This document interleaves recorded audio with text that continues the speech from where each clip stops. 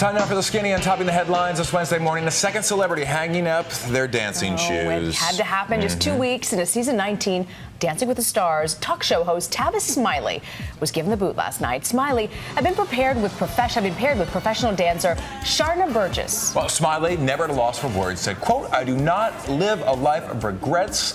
It's been a wonderful experience. No drama, no finger pointing, just great sportsmanship." See, and it's that kind of attitude that you wish you would be able to last a little bit longer into the season. Not crying about how, you didn't stretch out enough before your dance, whatever that was. Anyway, Forbes magazine's out with a list of artists who are tops in the hip-hop music business, and number one, making a big bundle outside, in fact, of the recording industry. That's right. Forbes named Dr. Dre number one in hip-hop, banking $620 million in pre-tax earnings. That's just over the past year. He's made more than any other musician evaluated by Forbes. Now, a lot of his income comes from the sale of his high-end headphone company, Beats, to Apple.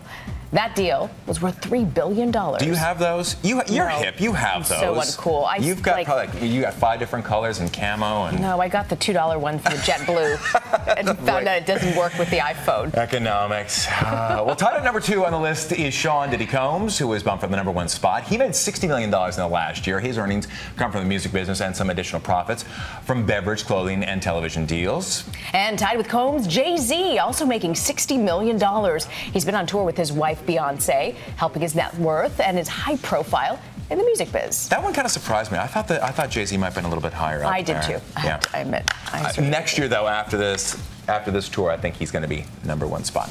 Academy Award-winning actor Matt Damon, a native of Boston, but he didn't necessarily sound like he dropped that Boston accent while on stage in New York yesterday. Because he was headlining an event at the Clinton Global Initiative, talking about cleaning up polluted water, when he did a brief impression of President Bill Clinton, attempting to mimic his southern drawl.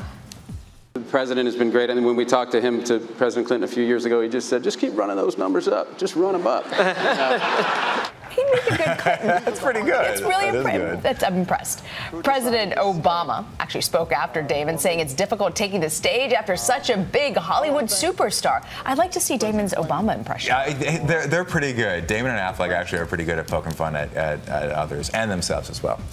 So, hey, y'all, after building an empire with food on television, rich with butter, sugar, Southern charm, all the good things, only to face a damaging scandal, Paula Deen is trying to make a comeback. Well, Deen's career hit a bitter note last year when she admitted using a racial slur in the past. Her shows on the Food Network were sidelined after that scandal, and another one involving her hidden diabetes diagnosis and a lucrative drug company. Well, now she's starting over. She's appearing on her own network, which is online. It launches today with recipe programs and a documentary actually about the downfall.